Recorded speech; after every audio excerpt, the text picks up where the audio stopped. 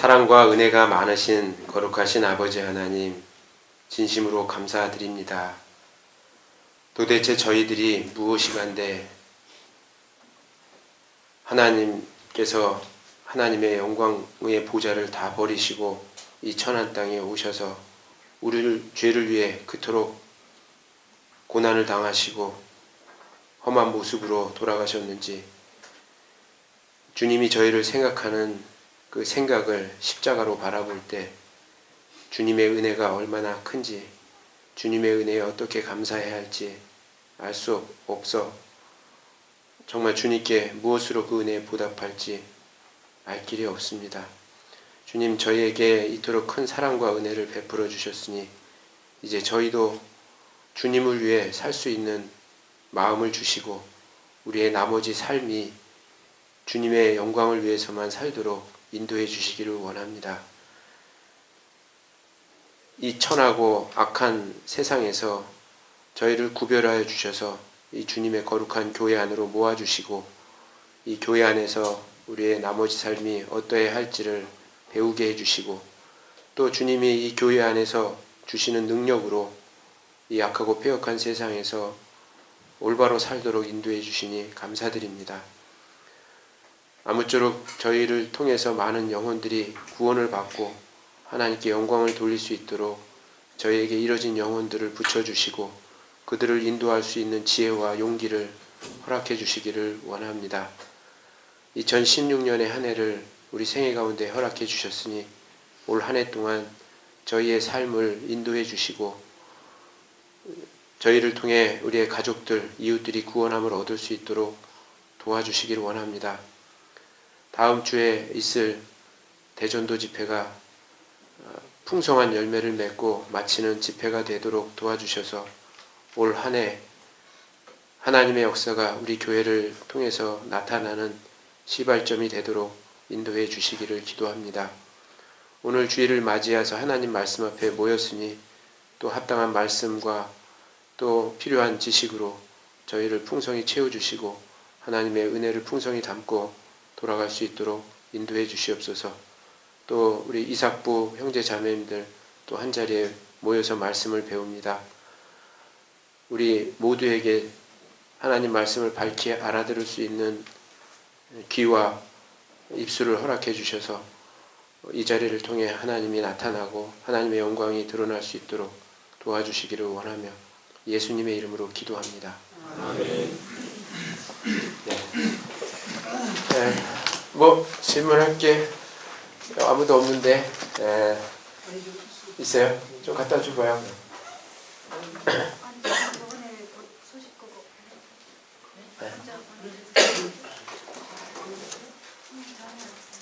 저한테 문자를 보내든가. 네. 그럼 물어보세요.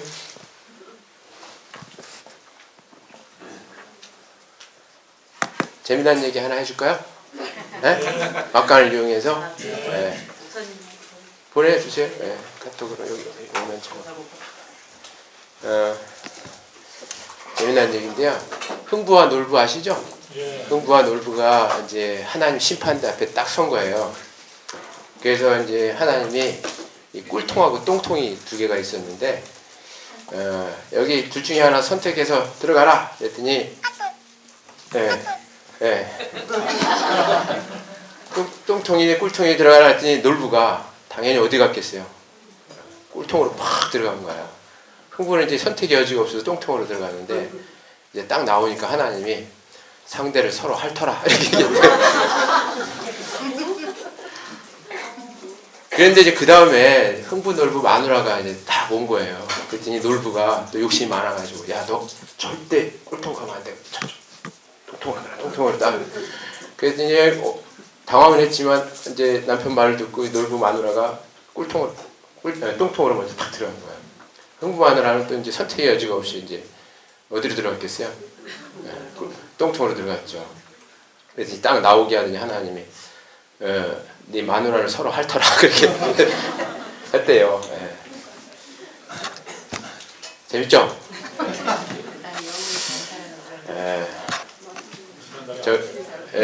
또 하나 해줄게요. 조선시대 때 선교사가 이제 하나님에 대해서 예수님에 대해서 쫙 얘기했더니 조선시대니까 그 유치부 어린이 아이가 딱 하더니 하나님하고 예수님하고는 부자지간이라고 얘기하는데 왜 하나님은 하시고 예수님은 예시냐 이렇게 물어본 거예요. 그랬더니 선교사가 막 당황하고 있으니까 옆에 있는 사람이 머리를 팍 치면서 야 임마 서양 사람들은 성이 뒤에 붙잖아 이렇게 얘기했대요. 재밌죠? 네. 누가 이렇게 또 이런 유머를 딱 퍼뜨렸는지 해볼게요. 어디다 저 카톡으로 보냈어요? 카톡했지 참 지금.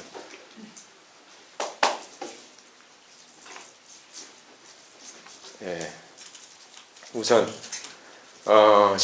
신명기 9장 10절 여기를 한번 찾아봐야겠네. 신명기 9장 10절.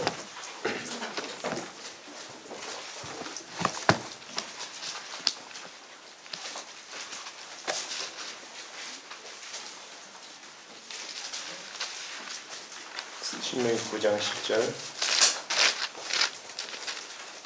찾으셨으면 9절 10절만인가? 9절 10절을 먼저 읽어보죠. 신명기 9장 10절 같이 한번 읽겠습니다. 여호와께서 두 돌판을 내게 주셨나니 그 판의 글은 하나님이 친수로 기록하신 것이요 너희 총의 날에 여호와께서 산상 불 가운데서 너에게 이르신 모든 말씀이니라. 그 말씀이고요. 여호와께서 두 돌판을 내게 주셨나니 그 판의 글은 하나님이 친수로 기록하신 것이요 금송아지 사건으로 모세가 깨트린 후 신명기 10장 1절 신명기 10장 1절에 또 제가 같이 한번 읽어보죠. 그때 여호와께서 내게 이르시기를 너는 처음과 같은 두 돌판을 다듬어 가지고 산에 올라가 내게로 나오고 또 나무 궤 하나를 만들라. 그때 여호와께서 내게 이르시되 너는 처음과 같은 두 돌판을 다듬어 가지고 산에 올라 내게로 나오고 처음은 이 말씀에서 처음은 하나님이 돌판을 친히 준비하셔서 계명을 주시고 두 번째는 사람의 손으로 다듬은 돌판에게 명을 주신 의미는 무엇인지요? 처음 이 신명기 9장 10절에는 하나님이 친수로 글을 써줬죠. 이게 첫 번째 십계명이죠.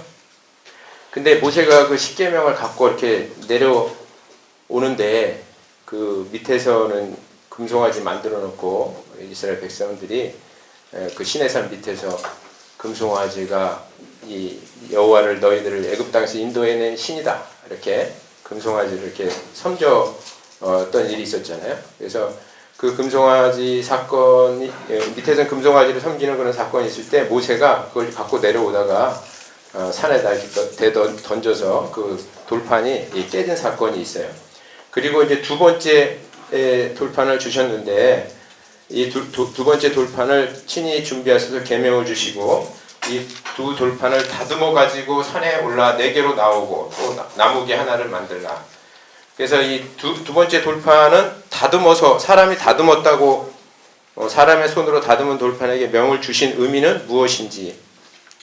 그래서 이게 사람의 손으로 다듬은 거하고 하나님이 친히 두 돌판에 주신 거하고 이 첫 번째 이 돌판에 이렇게 하나님이 주신 것은 우리에게 하나님께서 처음 주신 율법 있죠. 그것을 의미하는 것은 틀림이 없어요. 그래서 우리 하나님이 저에게 처음 주신 율법이 모세의 십계명이죠. 거기에 하나님이 실제로 친수로 이렇게 그 10가지 계명을 기록해 놓으셨는데 그 계명을 가지고 내려올 때 우상을 숭배하고 있는 이스라엘 민족 앞에서 그 돌판을 내던졌다라고 하는 것은 이제 하나님이 주신 첫 번째 계명을 인간이 불순종함으로 인해서 그 십계명 앞에서 모든 사람이 멸망의 대상이 된 거예요. 그죠?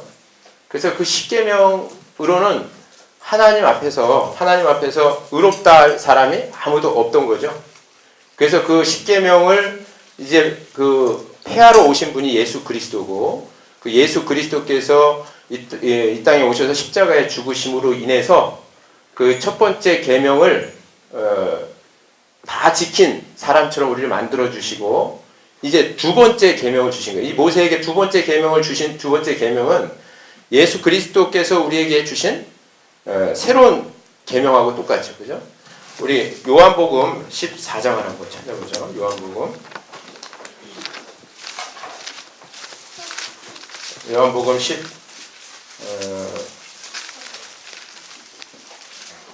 14장 13장 34절을 같이 한번 읽어보겠습니다. 요한복음 13장 34절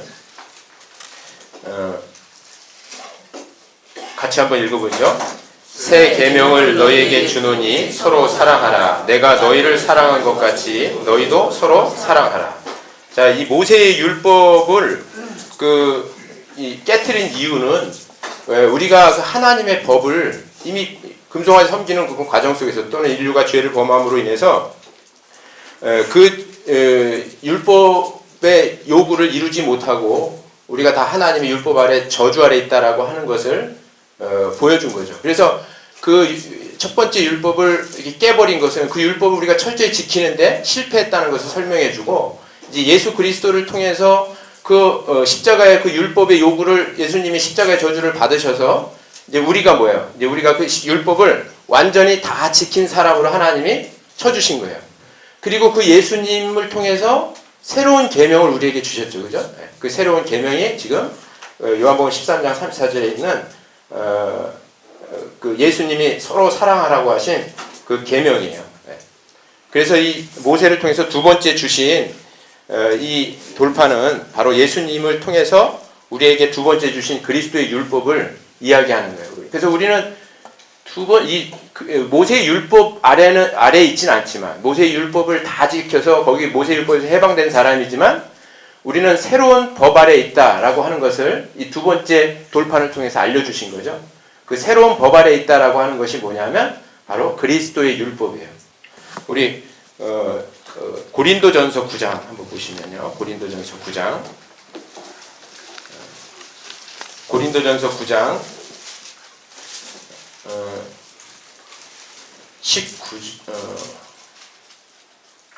20절 고린도전서 9장 20절에 제가 한번 읽어볼게요. 유대인들에게는 내가 유대인과 같이 된 것은 유대인들을 얻고자 함이요 율법 아래에 있는 자들에게는 내가 율법 아래에 있지 아니하나 율법 아래에 있는 자 같이 된 것은 율법 아래에 있는 자들을 얻고자 함이요. 21절은 같이 읽어요. 율법 없는 자에게는 내가 하나님께는 율법 없는 자가 아니요 도리어 그리스도의 율법 아래에 있는 자나 율법 없는 자와 같이 된 것은 율법 없는 자들을 얻고자 함이라. 자, 여기 보면 바울이 여러 사람에게 제가 여러 모양으로 이렇게 나타나셨다 그랬잖아요. 유대인에게는 유대인처럼, 그리고 이방인에게는 이방인처럼, 약한 자에게는 또 약한 자처럼 여러 사람에게 여러 모양으로 나타난 것은 아까 그 22절 끝에 보면 아무쪼록 몇몇 사람을 구원코자 함이니라 이렇게 말씀했잖아요. 그래서 진짜 바울 사도는 카멜레온처럼 상황마다 사람을 건지기는 목적 하나, 일념 하나 가지고 이방인도 이방인의 모습으로 되어 있고 유대인에게는 유대인의 모습으로 되어 있다는 것을 이렇게 설명한 구절이에요. 이 구절 속에서 바울이 얘기한 게 20절에 유대인에게는 내가 유대인과 같이 된 것은 유대인들을 얻고자 하며 율법 아래에 있는 자들에게는 내가 율법 아래에 있지 아니하나. 그렇지. 유대인들은 율법 아래에 있죠. 그죠? 모세 율법에 아직도 머물러 있는 사람들이에요. 그런데 자신은 율법 아래에 있지 않다는 거죠. 하나님이 이 모세 첫 번째 계명을 깨트려 버렸잖아요. 그래서 나는 이제 율법에서 다 해방된 그런 사람인데 율법 아래에 있는 자 같이 된 것은 그래서 뭐 회당 가서 율법을 공부하고 말씀을 같이 암송하고 그랬던 행위들을 바울이 했죠. 근데 율법 아래에 있지 않으면서 율법 아래에 있는 자 같이 된 것은 율법 아래에 있는 자들을 얻고자 하며 유대인들을 구원코자 함이라 이렇게 말씀했죠. 그러니까 첫 번째 모세의 율법에서 바울은 해방된 사람이에요. 그죠? 우리랑 똑같죠. 그죠? 그런데 이 사람이 또 다른 율법에 있다라고 21절에 설명한 거예요. 그래서 21절은 율법 없는 자에게는 이건 이방인들 얘기하는 거죠. 율법 없는 자에게는 내가 하나님께는 율법 없는 자가 아니요. 하나님께 아까 율법이 아래에 있지 않다고 했는데 무슨 율법 아래에 있냐? 도리어 그리스도의 율법 아래 있는 자나 이렇게 표현했죠. 그리스도의 율법이 그게 바로 그 서로 사랑하라라고 하신 새 계명을 주신 그 예수님의 법이에요. 그러니까 첫 번째 그 모세가 시내산에서 십계명을 받고 오다가 그걸 깨뜨려 버린 것은 그건 모세의 율법이고, 두 번째 받은 이 계명은 바로 후에 예수 그리스도를 통해서 새 계명을 주실 것을 모형적으로 이렇게 보여주신 거죠. 그래서 우리는 이제 율법에서 해방됐기 때문에, 모세 율법에서 해방됐기 때문에 이제는 뭐 율법 안 지키며 살아도 된다 이게 아니에요. 그리스도의 율법 아래 있어요. 무슨 율법? 서로 사랑하라. 이 율법 아래 우리가 있는 거예요. 그리고 그 두 번째 주신 율법은, 첫 번째 주신 율법은 우리가 아담 안에서 태어났기 때문에 그 율법을 지킬 수 있는 능력과 힘이 없어요.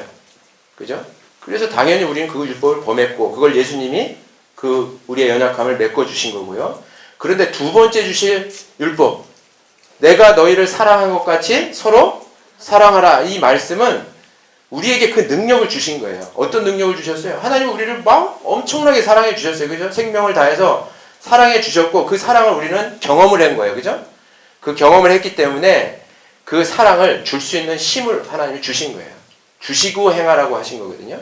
그래서 우리는 그리스도의 율법, 서로 사랑하라고 하신 그 율법을 행할 수 있는 힘이 있어요.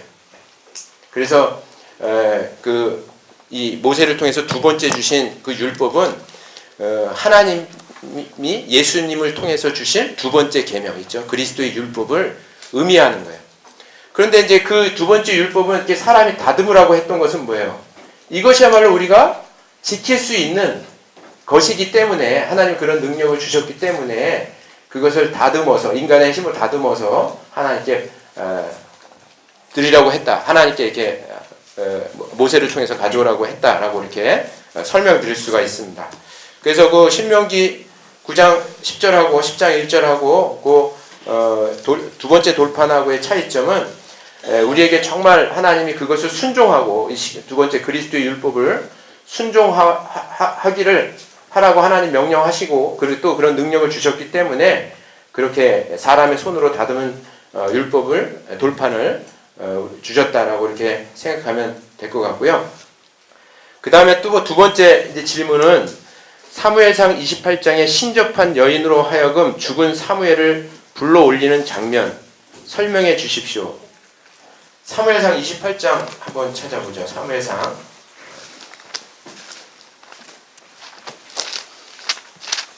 28장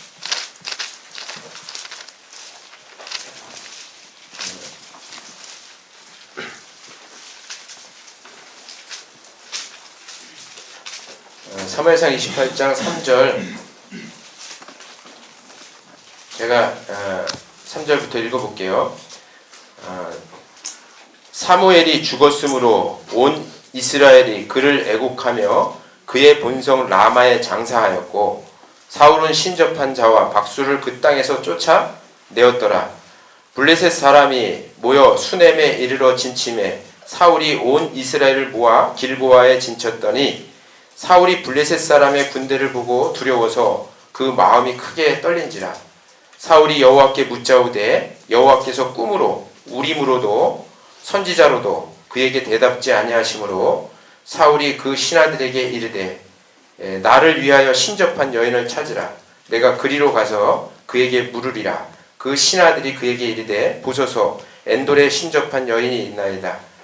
8절, 사울이 다른 옷을 입어 변장하고 두 사람과 함께 갈새 그들이 밤에 그 여인에게 이르러 사울이 가되 청하노니 나를 위하여 신접한 술법으로 내가 내게 말하는 사람을 불러오라. 여인이 그에게 이르되 내가 사울에 행한 일 곧 그가 신접한 자와 박수를 이 땅에서 멸절시켰음을 아나니 네가 어찌하여 내 생명을 올무에 놓아 나를 죽게 하려느냐. 사울이 여호와로 그에게 맹세하여 가로되 여호와께서 사시거니와 내가 이 일로는 벌을 당치 아니하리라. 여인이 가로되 내가 누구를 내게 불러올리랴. 사울이 가로되 사무엘을 불러올리라.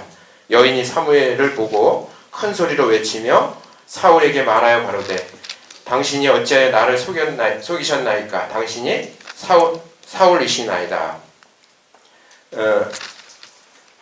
그리고 그 뒤에 쭉 읽으면 이제 사무엘이 실제로 올라오죠. 그래서 13절에 왕이 그에게 이르되 두려워 말라. 내가 무엇을 보았느냐? 여인이 사울에게 이르되 내가 신이 땅에서 올라온 것을 보았나이다. 사울이 그에게 이르되 그 모양이 어떠하냐? 그가 가로되 한 노인이 올라오는데 그가 겉옷을 입었나이다. 사울이 그가 사무엘인 줄 알고 그 얼굴을 땅에 대고 절하니라. 사무엘이 사울에게 이르되 네가 어찌 나를 불러 올려서 나로 분욕케 하느냐? 사울이 대답하되 나는 심히 궁급하니이다. 블레셋 사람은 나를 향하여 군대를 일으켰고 하나님은 나를 떠나서는 다시는 선지자로도 꿈으로도 내게 대답지 아니하시기로 나의 행할 일을 배우려고 당신을 불러 올렸나이다. 자, 여기 이 내용이 이게 무슨 지금 쭉 읽었던 내용이 무슨 내용이냐면 이제 이 사울 이스라엘 초대왕 사울 왕에게 기름을 부었던 선지자가 사무엘이잖아요. 사무엘이 이제 실제로 늙어서 이제 죽게 됐는데 이제 사울이 이 선지자가 없을 때 이제 블레셋 족속과 전쟁을 할 때 너무 블레셋 족속이 두려웠던 거예요. 그래서 그 블레셋 족속의 두려운 것을 그것을 해결하고자 이제 죽은 사무엘을 불러달라고 하나님이 그 사울 왕의 기도에 응답해 주지 않았죠. 그래서 아까 여기 보면 6절에 28장 6절에 사울이 여호와께 묻자오되 사울이 물었는데도 여호와께서는 꿈으로도 우림으로도 선지자로도 그에게 대답지 아니하시므로 이미 하나님은 이제 사울에게서 이제 사울이 불순종했기 때문에 이제 사울을 하나님이 버리실 것을 작정을 했죠. 그래서 사울이 어떤 기도를 하더라도 그 하나님이 꿈으로도 대답지 않으셨고 여기 우림은 아시죠? 우림, 둠빔 이런 거 들어보셨죠? 제사장 그 앞에 두 가지 이게 돌이 있어가지고요. 그 우림과 둠빔이죠. 그래서 어떤 것을 뽑으냐에 따라서 이게 하나님의 뜻이냐 아니냐를 알게 할 때 그걸 우림과 둠밈으로 이렇게 하나님의 뜻을 알려줬는데 그거로도 하나님이 응답해 주시지도 않았고 또 선지자로도 그에게 대답지 않으셨으니까 이 사울이 어떻게 했어요? 기다려야죠. 기다릴 줄 모르는 이 사울이었는데 이 사울이 이제 승질 급하니까 이제 엔돌에 신접한 여인한테 간 거예요. 예? 그래서 진짜 이 엔돌에 신접한 여인은 요즘 말로 하면 박수무당하고 똑같은 거예요. 그런데 이제 이때 이 엔돌에 신접한 여인이 이 사울이 사무엘을 불러달라고 하니까 실제로 죽었던 사무엘이 나타난 거예요. 이게 실제 상황이에요. 실제 상황. 이게 무슨 허상을 보여준 것이 아니라 실제 하나님이 특별하게 역사하신 거예요. 이게 하나님이 이렇게 특별하게 역사한 경우들이 있어요. 원래 이게 일반적인 것은 뭐예요? 사람이 죽으면 이 세상에 다시 올라오지 못해요. 그게 아주 제너럴한 것이고 일반적인 것인데요. 우리 욥기 7장을 한번 찾아봐요. 욥기 7장. 욥기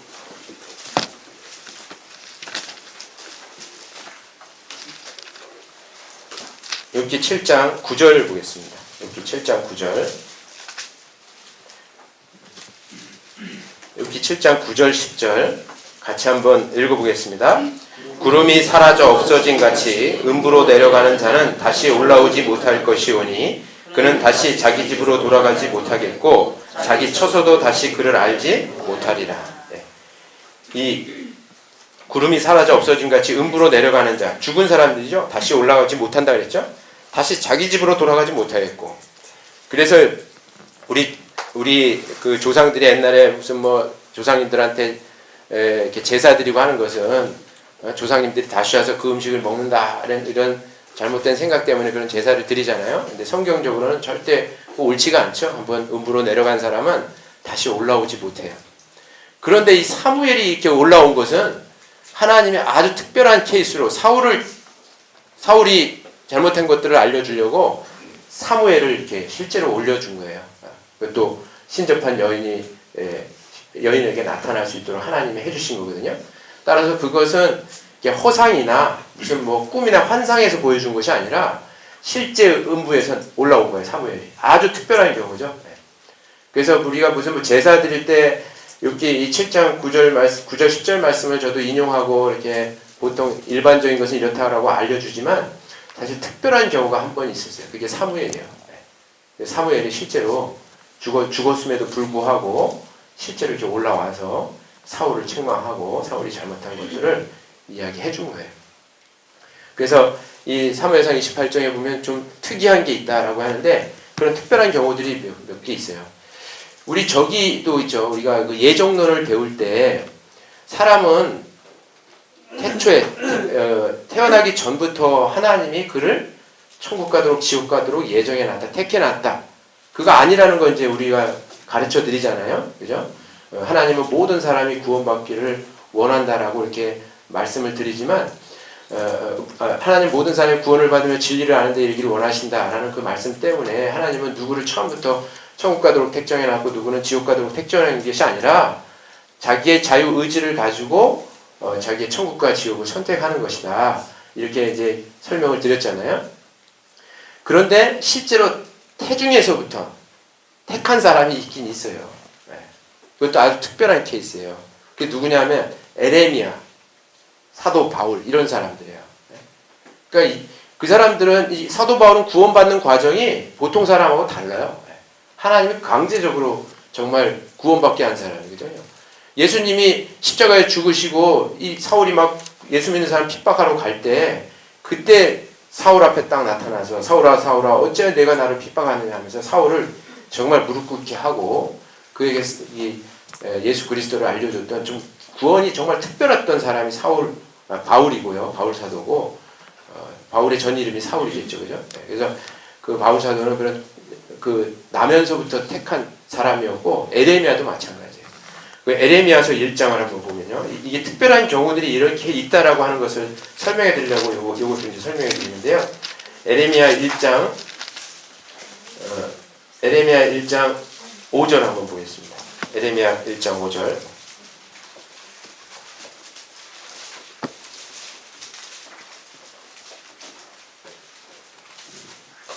에레미야 1장 5절 피셨으면 같이 한번 읽겠습니다.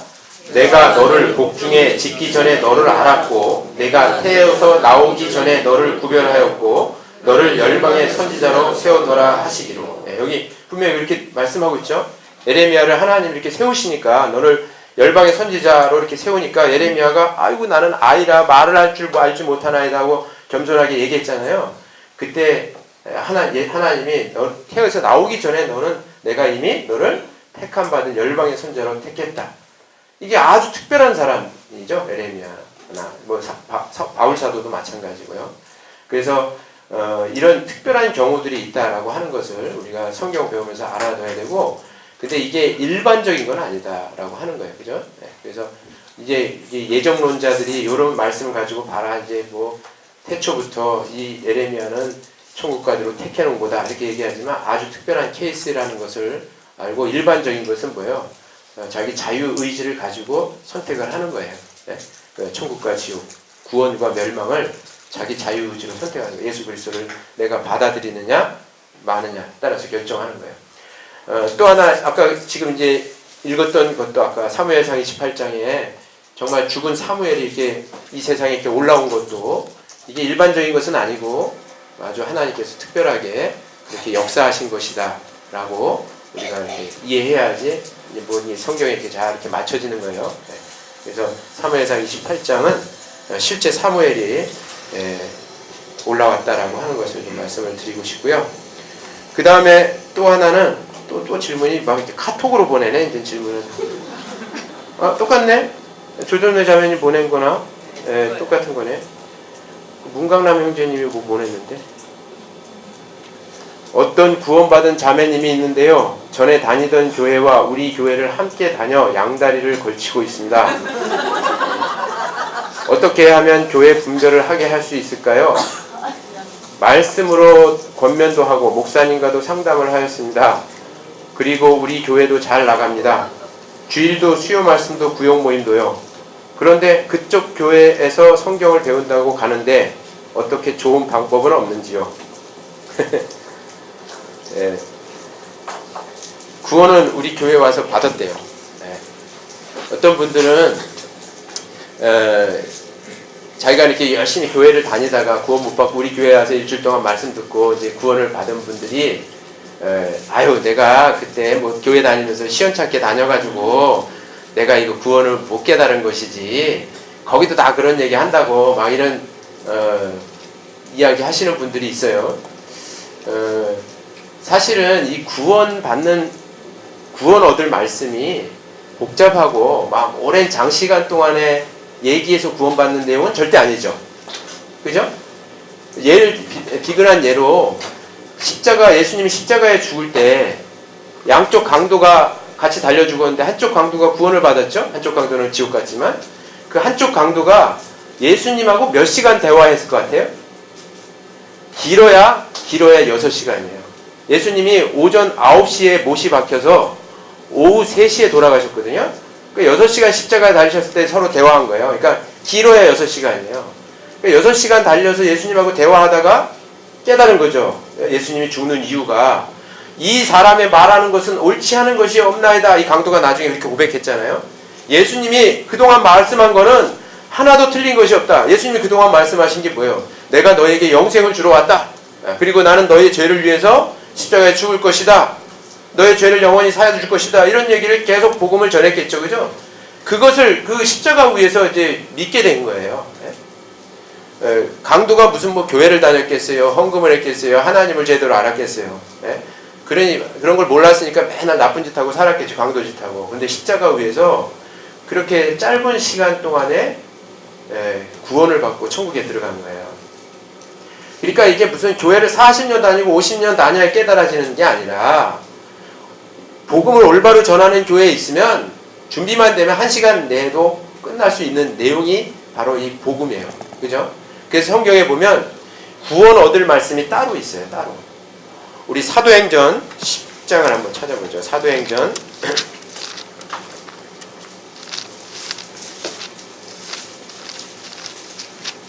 사도행전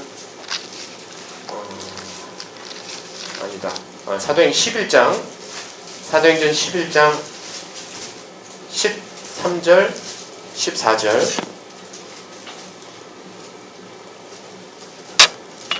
같이 한번 읽어보겠습니다. 그가 우리에게 말하기를 천사가 내 집에 서서 말하되 내가 사람을 욥바에 보내어 베드로라 하는 시몬을 청하라. 그가 너와 내 온 집에 구원 얻을 말씀을 내게 이르리라 함을 보았다 하거늘. 이 사도행전 11장은 그 고넬료라고 하는 사람이 참 하나님께 경건했잖아요. 그래서 하나님이 그 고넬료에게 이제 천사가 나타나서 이제 이 고넬료를 구원하기 위해서 어떻게 했냐면 고넬료도 말씀 전하는 사람 앞에 가야 구원을 받으니까 그죠? 욥바가 지금 지중해 그 해안에 있는 도시예요. 지금도 있는데 거기에 있는 시몬 베드로를 청하라. 그러면 그 시몬에게서 무엇을 듣냐면 14절에 너와 내 온 집에 구원 얻을 말씀을 내게 이르리라 함을 보았다. 구원 얻을 말씀. 이 말씀 중에 이 성경이 이렇게 두껍잖아요. 66권. 이 중에 구원 얻을 말씀이 여기 따로 있어요. 이거 다 안 배워도 된다 이 말이에요. 다 안 배우고 우리 전도 집회 때 이 성경 다 배우나요? 진짜 전도 집회 때 성경 배우는 거는 이 성경에 뭐 한 100분의 1 정도도 안 될 거예요. 그 말씀을 배워서 구원을 받는 거예요. 따라서 이렇게 오랜 장시간 동안에 뭐 구원이 이루어지는 것은 아니고 구원 얻을 말씀을 들으면 6시간이 아니라 뭐 2시간에도 1시간에도 이루어질 수 있어요. 그런데 지금까지 40년, 30년, 20년, 10년 막 몇 년을 다녀도 구원을 못 받았다고 하는 것은 구원 얻을 말씀을 못 들은 거예요. 그리고 구원 얻을 말씀을 뭐 은연중에 목사님들이 막 얘기할 때 세상교회 목사님들 얘기할 때 뭐 얘기는 하겠죠. 막 성경 읽다 보면 그런 말씀도 있겠지 뭐 다른 말씀만 있겠어요? 그런데 그 말씀이 이 마음속에 이루어지지 않는 이유는 뭐냐면 성령이 역사하지 않기 때문이라는 거예요. 성령이 역사해야 복음이 깨달아지는 거예요. 우리 데살로니가 전서 1장도 한번 보시죠. 데살로니가 전서 1장 4절 5절 데살로니가 전서 1장 4절 5절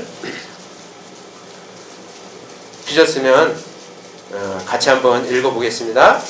하나님의 사랑하심을 받은 형제들아 너희를 택하심을 아노라. 이는 우리가 복음이 말로만 너희에게 이른 것이 아니라 오직 능력과 성령과 큰 확신으로 된 것이니 우리가 너희 가운데서 너희를 위하여 어떠한 사람이 된 것은 너희 아는 바와 같으니라. 여기 5절에 구원받은 그리스도인에게 얘기한 거죠. 데살로니가 전후서는 데살로니가에 있는 구원받은 교회에 보낸 서신이잖아요. 그죠? 구원받은 사람에게 이는 우리 복음이 말로만 너에게 이른 것이 아니라, 그러니까 이게 지식적으로 이루어지는 게 아니라 오직 능력과 성령과 큰 확신으로 된 것이니, 그러니까 성령은 우리가 듣는 이 복음을 확실하게 이 마음속에 심겨주는 역할을 해요. 예? 그래서 뭐 예수님에 대해서 뭐 세상에 있는 교회들도 많이 얘기하죠. 거기에는 물론 뭐 영원한 속죄를 얘기하지 않는 사람도 있고, 그걸 잘 몰라서 안 하는 사람도 있고, 영원한 속죄를 얘기한다 할지라도 그게 정말 성령이 역사해서 그게 깨달아져야 돼요, 마음에. 예? 그래서 성령이 역사하면 우리 마음에 뭐가 생겨요? 큰 확신이라고 돼 있죠? 확신 앞에다가 어떤 형용사가 붙었어요? 큰, 큰 확신. 그게 생기는 거예요. 그건 성령이 하는 역할을, 성령이 그런 역할을 하는 거예요. 만약에 우리 교회에도, 지금 우리 교회가 복음은 이론적으로 정확히 전하잖아요? 근데 만약에 성령이 역사를 하지 않는다면 어떻게 될까요? 확신이 없어져요. 그냥 이론적인 지식이고 확신이 없다 이 말이에요. 그래서 이 성령이 함께 한다는 게 참 중요한 거예요. 그거를 이제 구분을 해야 된단 말이죠. 내가 40년 다녀도 못 깨닫고 30년 다녀도 못 깨닫는 것은 그런 얘기를 안 해서도 못 깨닫겠지만, 한다 해도 성령이 역사하지 않으면 그거를 확신을 갖지 못하는 거예요. 이거를 일단은 잘 구분해야 돼요. 그래서 복음을 전해서 구원의 역사가 일어나는 교회, 그게 진짜 하나님이 역사하는 교회예요. 하나님이 함께 하시는 교회. 성령은 그 7교회에 두루 역사하신다고 요한계시록에도 2장에도 이렇게 말씀을 하고 있거든요. 그죠? 그래서 이 성령이 역사하는 교회가 참 중요한 거예요. 예수님이 십자가에 죽으시고 부활하셨죠? 그죠? 부활하시고 며칠 동안 이 세상에 제자들하고 같이 있었어요? 40일 동안 같이 있었어요. 그리고 승천하기 전에 제자들한테 한 말씀이 있었어요. 너희는 예루살렘을 떠나지 말고 여기 거하라. 아니, 예수님이 하신 말씀 뭔지 알아요? 너희는 온 세상에 가서 모든 족속으로게 이 복음을 전파하라. 그렇게 말씀하신 분이 제자들한테, 야, 너 여기 예루살렘에 머물러 있어라. 왜 그러냐? 성령이 너희에게 임하시면 너희가 권능을 받고 예루살렘과 온 유다와 사마리아와 땅끝까지 이르러 내 증인이 되리라. 사도행전 1장 8절에 있어요. 그거 찾아보죠. 1장 8절 앞에 내용이 중요하니까. 사도행전 1장 8절에 지금 암송했던 말씀이 있죠. 사도행전 1장 8절 같이 한번 읽어보겠습니다. 오직 성령이 너희에게 임하시면 너희가 권능을 받고 예루살렘과 온 유대와 사마리아와 땅끝까지 이르러 증인이 되리라 하시니라.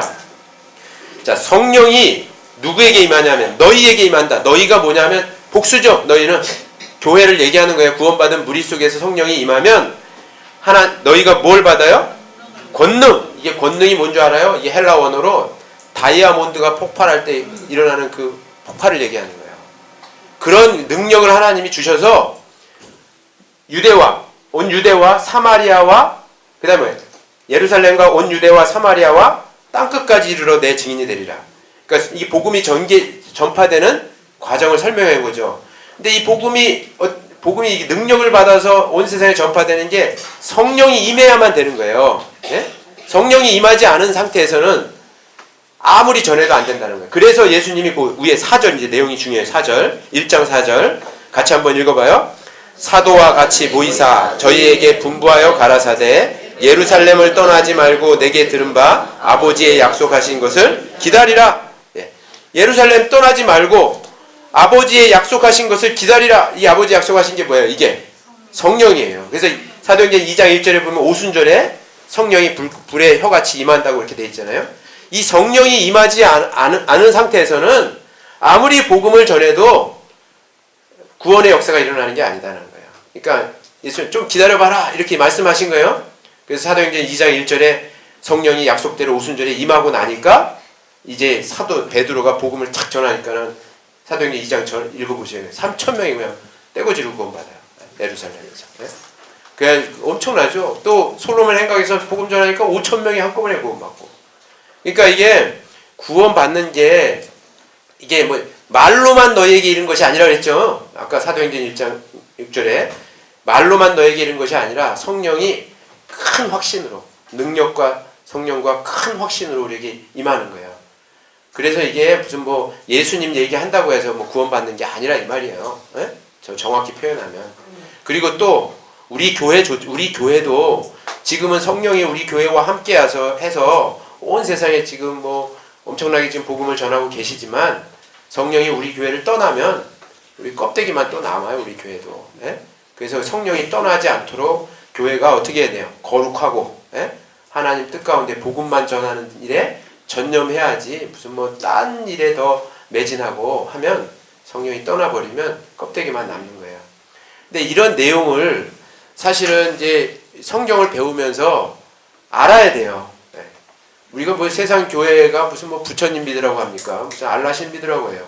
예수님 믿으라고 하죠. 그런데 왜 그렇게 교회를 다녔는데도 내 안에 구원의 확신이 없었을까?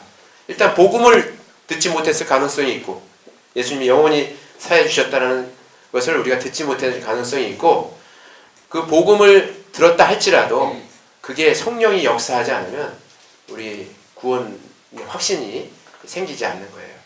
이해되셨죠? 그래서 그렇게 구분을 해서 구원받는 역사가 일어나는 교회가 진짜 교회예요. 예?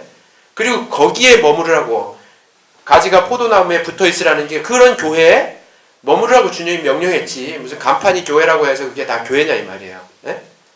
간판이 다 교회라고 하면 교회가 다 교회면 성경에 나더러 주여 주여 하는 자마다 천국에 다 들어갈 것이 아니요 이런 말 안 써놨을 거예요. 예? 나보고 주여 주여 하는 사람은 다 천국에 올 것이다 이렇게 써놨겠지. 그죠? 예. 그러니까 그런 말씀을 써놓은 이유가 이 세상에 거짓 것들, 가짜 복음, 다른 예수 이런 게 많다는 것을 설명해 주고 있는 거예요. 우리 고린도후서 11장도 한번 찾아보죠. 고린도후서 11장. 고린도후서 11장 4절.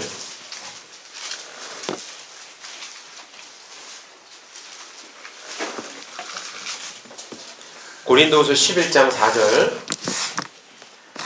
피셨으면 같이 한번 읽어보겠습니다. 만일 누가 가서 우리의 전파하지 아니한 다른 예수를 전파하거나 혹 너희의 받지 아니한 다른 영을 받게 하거나 혹 너희의 받지 아니한 다른 복음을 받게 할 때에는 너희가 잘 용납하는구나. 여기 참 희한한 말들이 있죠. 다른 예수. 무슨 너희가 부처를 전할 때는 잘 받는구나 하면 이해가 되는데 여기 다른 예수 이렇게 해놨죠. 그러니까 예수를 전한다 이 말이에요. 세상에 있는 교회들도. 근데 그것은 뭐야? 다른 예수예요. 예? 다른 예수를 전하는 교회가 많다 이 말이에요. 예? 어떤 예수일까? 예. 여러분 예수님 믿으면 예? 자식이 서울대학교 가고요. 남편 사업이 잘 되고요. 예? 막 병도 낫고요. 막 술술 풀립니다. 이런 게 다른 예수예요. 예? 예수님이 그래야 자식 서울대학교 보내주려고 십자가에 죽었냐 이 말이에요. 예? 예수님이 돈 많이 벌게 해주려고 십자가에 죽었냐 이 말이에요. 아니잖아요. 여러분 예수님 안 믿는 무신론자들 있잖아요. 부자 많아요. 서울대학교 잘 다녀요. 예. 예수님 안 믿어도 뭐 부자 되고 서울대학교 다니는데 뭐 예수님이 그것 때문에 죽었겠냐고. 예? 그리고 무슨 베드로나 바울이나 예수님의 제자들 보세요. 예수님 믿고 고난받았어요? 편하게 살았어요? 엄청 고난받았죠? 순교당해서 다 죽었어요 그냥. 예? 그러면 예수님이 그런 육신의 복을 주기 위해서 오신 분이라면 이 베드로나 바울이나 이런 사람들은 예수님 믿고 다 저주받은 사람이 축복받은 사람이 아니에요. 맞아요? 그렇죠? 네. 예수님이 이 땅에 오신 것은 지옥 갈 우리 영혼을 구원하기 위해서 오신 것이지. 그래서 우리 죄를 없애시러 오신 것이지. 그리고 죄도 완벽하게 없애놔야지 우리가 천국까지 찝찝하게 몇 개 남겨놓으면 우리가 천국 갈 수 있어요? 네. 그러니까 완벽하게 없애주신 그게 복음이고 그걸 하러 오신 게 예수님인데 마귀는 그런 예수님을 싹 조금 바꿔놓은 거예요. 바꿔놓은 거. 아시겠죠? 그러니까 이게 복음을 확실히 깨달아야 조금 바꿔놓은 예수님을 구분할 수 있는 거예요. 근데 복음을 못 깨달으면 그 바꿔놓은 예수님을 구분할 수가 없어. 그러니까 이게 교회 구분이 안 되고 뭐 복음을 구분이 제대로 안 되면 똥인지 된장인지 구분이 안 되면 그 구원받은 사람이 아닐 가능성이 있죠. 일단은. 그래서 그 다른 예수를 전파하고 다른 영을 전파하고 또 다른 복음을 전파할 때는 어떤다 그랬어요? 옛날에도 잘 용납한다 그랬어요. 그래서 이 세상에는 진짜 예수를 믿는 사람보다 다른 예수를 믿는 사람이 훨씬 더 많고 진짜 복음을 믿는 사람보다 다른 복음을 믿는 사람이 훨씬 더 많아요. 저도 교회 다니면서 경험한 것이고 교회 다니는 많은 사람을 만나봐서 경험한 거예요. 그래서 그거를 잘 이렇게 구분할 수 있도록 이야기를 해줘야 되고 정말 우리가 어디에 거해야 되는지를 잘 이렇게 설명해 주셔야 돼요. 그리고 이렇게 복음을 올바로 딱 전하는 교회 내 가족들을 데려와야지 구원을 받지. 자기가 40년 동안 다녀도 지도 구원 못 받은 그런 교회에 다니면 가족들 거기 또 데려다 놓으면 40년 다녀도 안 되고 50년 다녀도 100년 다녀도 안 돼요. 알겠죠? 그거는 구분할 줄 알아야지. 정말 거듭났으면 안 된단 말이에요. 그런데 그런 세상에 있는 교회들이 사실은 도덕적으로는 참 선한 걸 가르치는 좋은 교회들이 많긴 있어요. 다 뭐 사기꾼 목사들만 있는 것은 아니고 이 세상에 있는 목사들 중에는 도덕적으로 선하신 분들이 참 많이 있긴 해요. 그런 분들이 훨씬 더 많을 거예요. 그런데 복음은 없다면 그것도 사단이 만들어낸 가짜 교회예요. 그 뒤에 읽으면 13절에 11장 13절, 14절, 15절 이 세 절을 같이 또 한번 읽어보겠습니다. 저런 사람들은 거짓 사도요 괴율의 영꾼이니 자기를 그리스도의 사도로 가장하는 자들이니라. 이것이 이상한 일이 아니라 사단도 자기를 광명의 천사로 가장하나니 그러므로 사단의 일꾼들도 자기를 의의 일꾼으로 가장하는 것이 또한 큰 일이 아니라 저희의 결국은 그 행위대로 되리라. 여기 저들은 다른 복음 믿고 다른 복음 전하는 사람들이죠. 거짓 사도고 괴율의 여꾼, 괴율의 여꾼이라는 건 속이는 사람들이라는 거죠. 자기를 그리스도의 사도로 뭐 한다 그랬어요?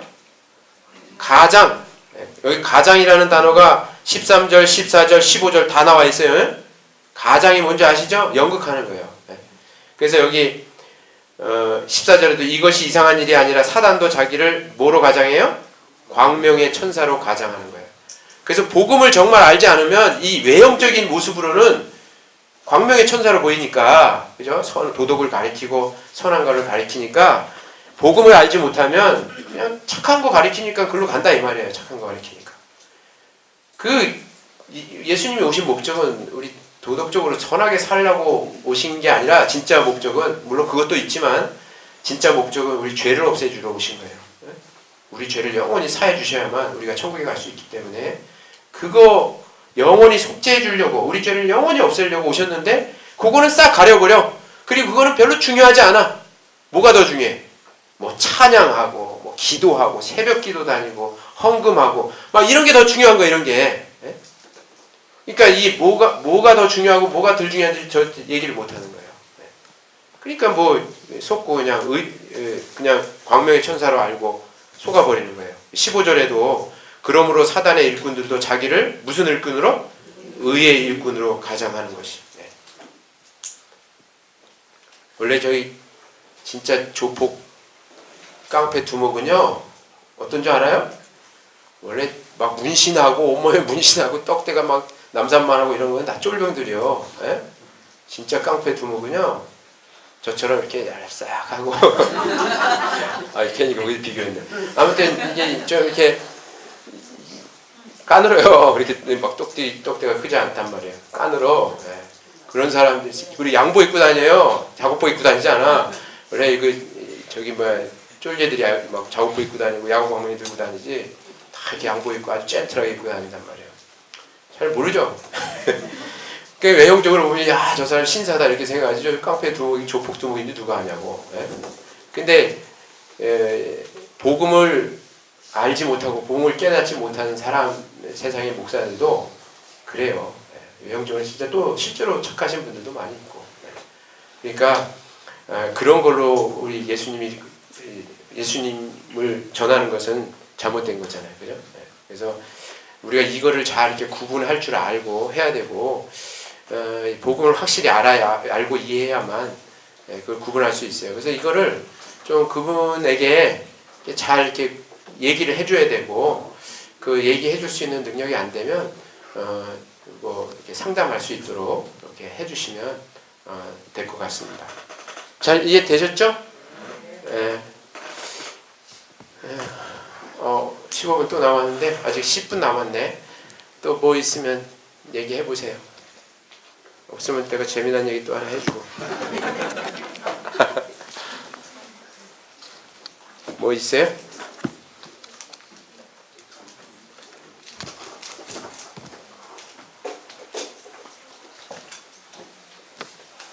성경 읽다가 꼭 궁금한 것도 있으면 얘기 좀 해봐요. 네? 그리고 또 뭐 이삭부에서 이렇게 말씀을 배우다가 이렇게 잘 이해 안 가는 거. 그 이삭부 교재는 다 받았죠? 새싹이 열매돼요. 네? 네. 그 책 참 좋은 책이에요. 네? 엄청 좋은 책입니다. 그거 네. 네. 예수님 탄생이 예. 크리스마스 날이 아니잖아요. 예. 근데 그렇다면 탄생은 언제쯤인지 크리스마스가 아니면 언제냐고요? 네. 그것도 정확하게 알 수가 없어요. 언제인지. 성경에 안 기록되어 있고, 그리고 2000년 전이면 우리나라 시대로 하면 삼국시대 초기예요. 막 박혁것에 나오고 막 알에서 나왔다고 하는 그때 그런 시대이기 때문에 이제 우리는 예수님을 아주 뭐 이렇게 쉽게 우리 입속에서 내뱉지만 사실 예수님의 생존 시기가 굉장히 아주 까마득한 옛날이에요. 2000년 전. 그래서 그 2000년 전의 내용을 확실하게 다 알 수는 없어요. 그런데 여기 한번 누가복음 2장 한번 봐봐요. 누가복음 2장.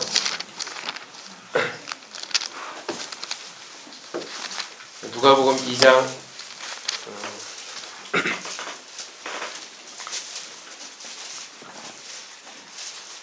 1절에 보면 예수님이 누가복음 2장에서 이제 태어나잖아요. 쭉. 그런데 이때 역사적인 아주 중요한 사건이 있을 때가 있었어요. 누가복음 2장 1절에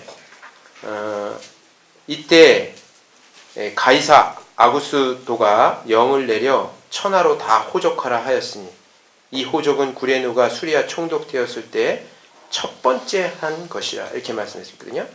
이게 역사에서의 사실은 나와요. 이 가이사라는 말은 황제라는 뜻이에요. 가이사, 로마의 황제를 가이사. 이집트의 왕을 바로라고 하죠. 이 바로가 이름이 아니에요. 왕이라는 뜻이에요. 왕. 가이사도 마찬가지로 황제라는 뜻이에요. 근데 누구 황제가 있었냐면 아구수도 황제 있죠. 가이사 아구수도. 이게 역사 속에서 옥타비누스라고 하는 로마의 황제가 있었을 때 이때 이 천하, 그때가 로마가 세상을 지배할 때 아니에요. 모든 사람 호족하라는 영을 냈을 때예요. 그래서 이때를 역사 속에서 이렇게 찾아보면 가을 정도 이렇게 되는 거예요. 9월달 이렇게 된다고 하더라고요. 그렇지만 그것도 뭐 우리가 정확하게 알 수 있는 내용은 아니에요. 그래서 이때 이제 예수님이 6절에 태어나잖아요. 거기 6절에 거기 있을 그때 해산할 날이 차서 마다들을 나가 강보로 싸서 구유에 뉘었으니 이는 사관에 있을 곳이 없음이러라.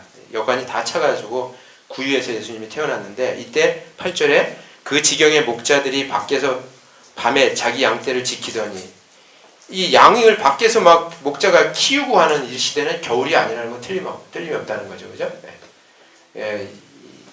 너무 추워가지고 양떼를 밖에서 키울 수가 없어요. 이때는. 그리고 12월 25일이라는 그 날은 실제로 그 크리스마스를 만들어낸 천주교에서 그날이 무슨 날인지를 스스로 얘기해요.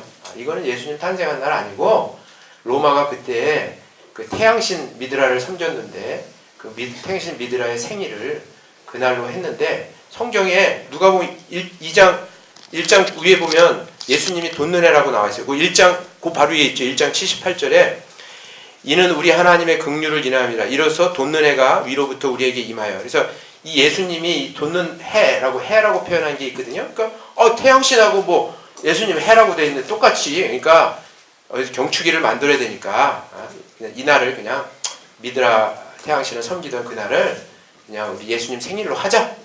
이렇게 해서 그냥 그때부터 12월 25일이 예수님 생일이 돼버린 거고 크리스마스라는 그런 세계적인 명절을 만들어 놓은 거죠. 근데 뭐 그 세계적 명절에 솔직히 나 요즘에 놀래고 있는 게 교회학교 아이들이 이렇게 편지 쓴 거를 누가 이렇게 카톡에 올린 걸 내가 누군지 모르지만 이렇게 봤어. 봤더니 크리스마스 때 산타 할아버지께서 나에게 선물을 주셔서 너무 감사합니다라고 이렇게 영어로 막 써놨더라고요. 영어 가르치느라고 아마 영어로 쓰게 한 것 같아요, 보니까. 그러니까 이 어린애가 크리스마스 때 누구한테 감사를 하냐면 있지도 않은 산타 할아버지한테나 감사한 거야. 예수님은 온데간데가 없어. 진짜 이 예수님 탄생일을 마귀가 참 아주 이제 바꿔놓고, 그리고 그 정작으로 경배받아야 될 예수님은 경배하지 않고 뭐 산타 할아버지, 크리스마스 트리, 뭐 이거 뭐지, 루돌프 사슴코, 뭐 그거 뭐 예수님은 온데간데 없어요. 어린애들한테 앙케이트 조사를 해봤어요. 크리스마스 하면 생각나는 거. 그랬더니 첫 번째가 흰눈. 예수님은 없어요. 산타 할아버지, 크리스마스 트리, 사슴, 루돌프 사슴, 썰매, 뭐 이런 것만 생각나는 거예요. 예수님은 얘기를 안 해. 참 그거 보고 야, 사단이 너무 진짜 이거 막 예수님을 감춰버렸구나. 그리고 뭐 성당 같은 데 가봐요. 마리아나 이렇게 크지. 뭐 예수님은 애기 예수밖에 없어요. 애기 예수. 그 애기 예수가 우리를 뭐 구원에 준다는 게 참 우리 받아들이기 힘들잖아. 그죠? 그러니까 예수님은 싹 감춰버리고 그냥 마리아가 더 등장시키고. 그래서 이게 예수님 태어난 날은 우리가 성경에 안 나와 있기 때문에 정확히 알 수 없다가 맞지. 뭐 이런 역사 속으로 이렇게 추론을 할 수는 있는데 그것도 정확하진 않아요. 그리고 사실은 예수님 태어난 날로부터 해가지고 지금 2016년이 이렇게 됐는데요. 예수님 태어난 날은 사실 정확하게 이게 다니엘서를 가지고 하면 BC 4년 정도예요.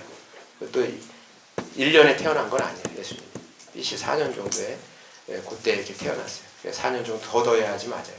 그래서 그 예수님 탄생 시기나 이런 거는 정확히 알 수 없으니까 우리 모른다라고 얘기하는 게 더 제일 정확한 답이 될 수가 있습니다. 거의 같아요. 우리보다 위도가 조금 높아요. 그래서 조금 따뜻해요. 조금. 제가 이스라엘 가봤잖아요. 이스라엘 가봤는데 우리보다 위도가 조금 낮지, 참 높은 게 아니라 우리보다 위도가 조금 낮아서 한 부산 정도 있죠. 부산이나 대구 이 정도의 날씨를 갖고 있어요. 그래서 겨울에 부산 대구도 춥잖아요. 그리고 아이가 뻘거벗고 구유에서 이렇게 짐승 죽통에서 태어났는데 뻘개벗고 태어났는데 아무리 부산이 여기 따뜻해도 죽어요. 그러니까 그런 환경에서는 아이가 살 수도 없고. 그래서 실제로 이 중동 그 지역에 겨울에 굉장히 추워요. 그래서 양떼를 다 안에다 키워놓고 안에 들여놓고 키우죠. 그리고 이스라엘 베들레헴에 가봤는데 이 실제로 짐승을 키우는 게 굴이에요, 굴. 우리처럼 이렇게 뭐 울타리 친 게 아니라 굴 속으로 쑥 들어가서 거기서 이렇게 키우고 하더라고요. 그런 데서 이제 예수님이 태어났겠죠. 그리고 예수님 그 베들레헴에 가보면 그 예수님 태어난 자리도 이렇게 해놨어요.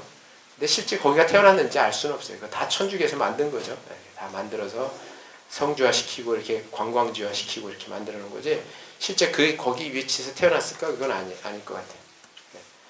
그 골고다 언덕, 그 예수님 십자가에 죽은 그것도 이렇게 쭉 올라가는 그 언덕길이 있지만 예수님 죽은 자리도 이렇게 만들어 놨어요. 그것도 다 천주교에서 만들어 놓은 건데 그때 거기서 정말 죽었는지도 확실하지는 않아요.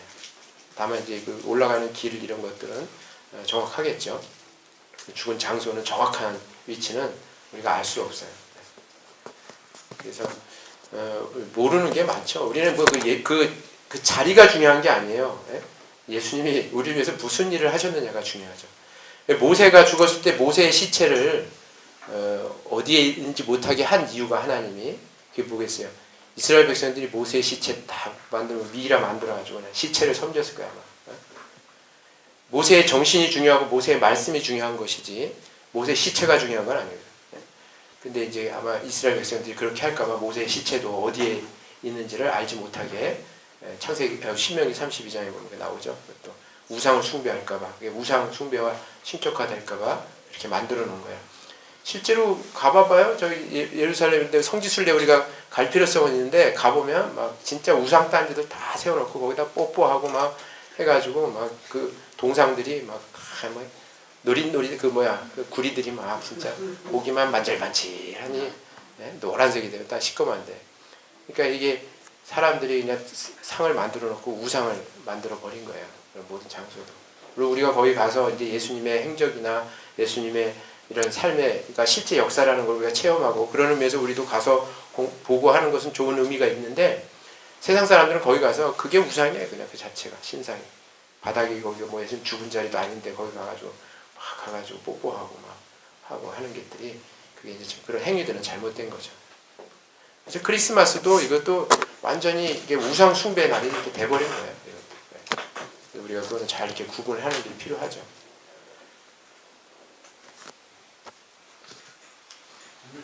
네. 네, 사랑하는 박성희 형제님. 네. 저기 그러니까 사무엘은 우두에 있다가 올라오고 아브라함하고 엘리야는 위에서 내려왔다 그러나요? 위에서 내려간 게 아니라 위에서 내려왔다니, 엘리야는 그냥 위에서 올라갔죠. 우리처럼 휴가돼서 올라갔죠. 근데 네. 우두라면은 네. 형 가기 전에 대기하는 곳입니까? 아, 음부요? 네. 아, 이것도 설명하려면 한참 걸리는데. 아니 근데 네.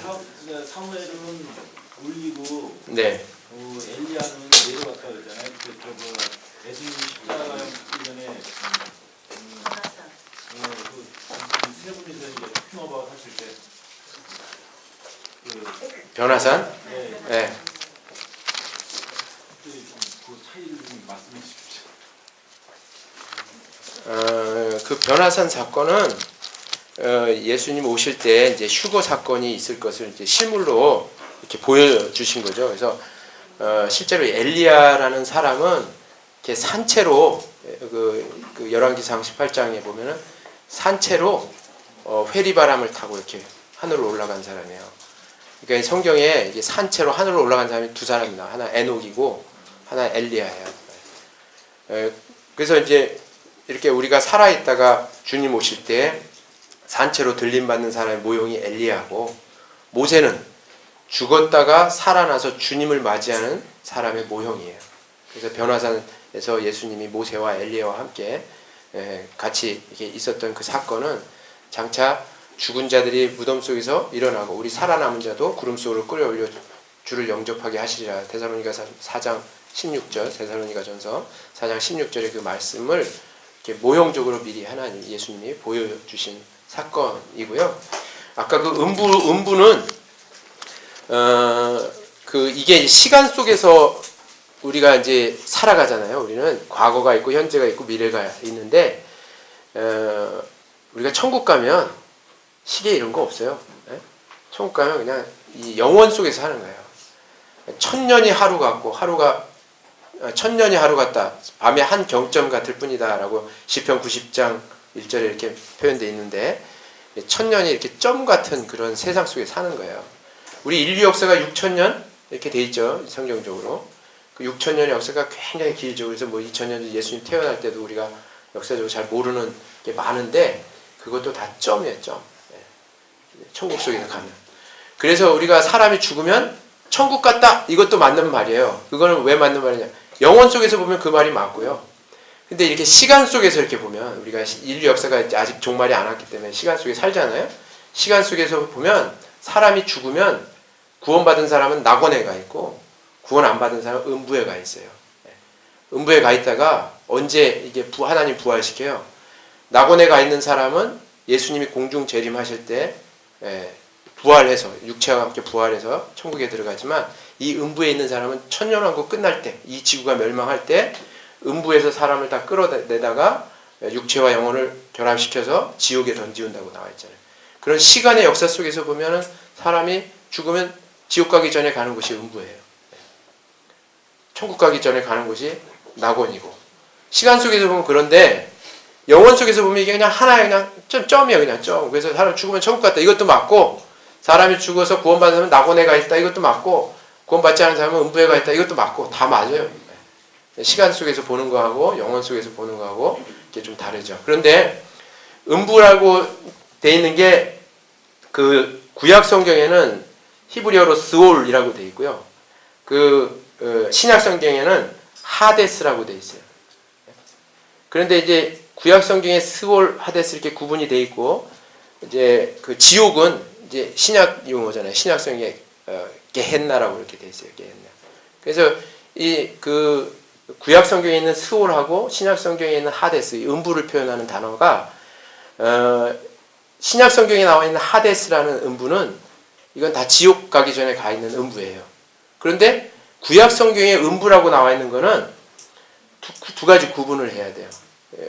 다 지옥 가기 전에 가는 곳이라고 표현하지 않고 지옥 가는 사람도 음부에 갔다고도 했지만 죽기 전에 가는 곳, 구원받은 사람도 죽기 전에 죽음을, 단순한 죽음을 음부라고 이렇게 표현하는 게 많아요.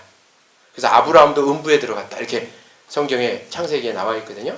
그거는 아브라함이 지옥 갔다는 얘기가 아니라 죽었다라고 하는 것을 그렇게 표현한 거예요. 그래서 그걸 잘 구분해야 돼요. 전도서 5장 한번 볼까요? 전도서는 구약 성경이죠. 전도서 9장 10절 보겠습니다. 구약 성경의 이 음부는 죽음을 얘기하는 거예요. 전도서 9장 10절. 피셨으면 같이 한번 읽죠. 무릇 내 손이 이를 당하는 대로 힘을 다하여 할지어다.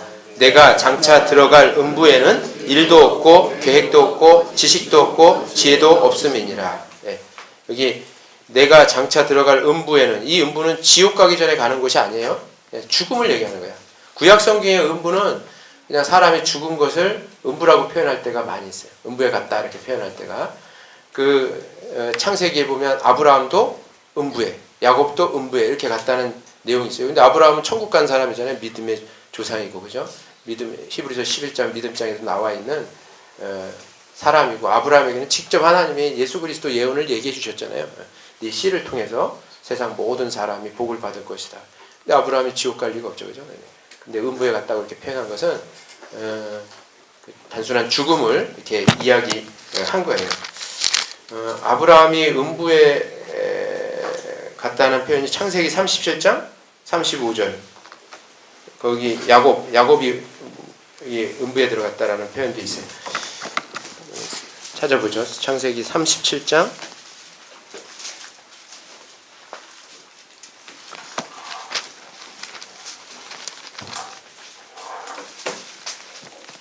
35절.